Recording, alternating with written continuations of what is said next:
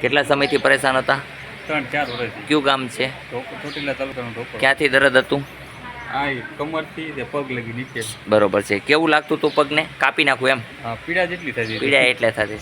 આપણે કેટલો ટાઈમ લાગ્યો એને? સાયન્ટિકા કહેવાય. અત્યારે આપણે સાયન્ટિકાનો ઈલાજ કર્યો, સમય કેટલો લાગ્યો? 2-3 મિનિટમાં હતી. 2-3 મિનિટમાં. મારા નિયમનું પાલન કરશો ને? હા. શું જમશો?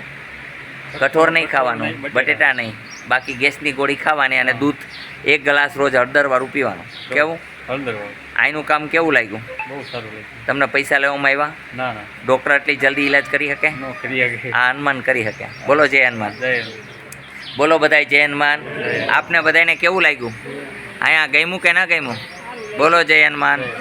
આ આદેશ આશ્રમ છે. અહીંનો સમય છે સવારે 9 થી 12, સાંજે 4 થી 6.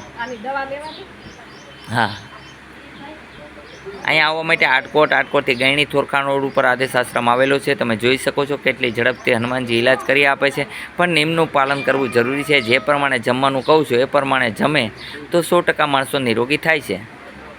જય હનુમાન. જગતના તમામ સંતોને મારા પ્રણામ. કોઈ પણ સંપ્રદાય બાકી નથી. હરેક સંપ્રદાયને મારા પ્રણામ. હું કોઈ સંપ્રદાયથી વિરુદ્ધમાં નથી. હર સંપ્રદાયની સાથે જ છું. આદેશ આદેશ આદેશ.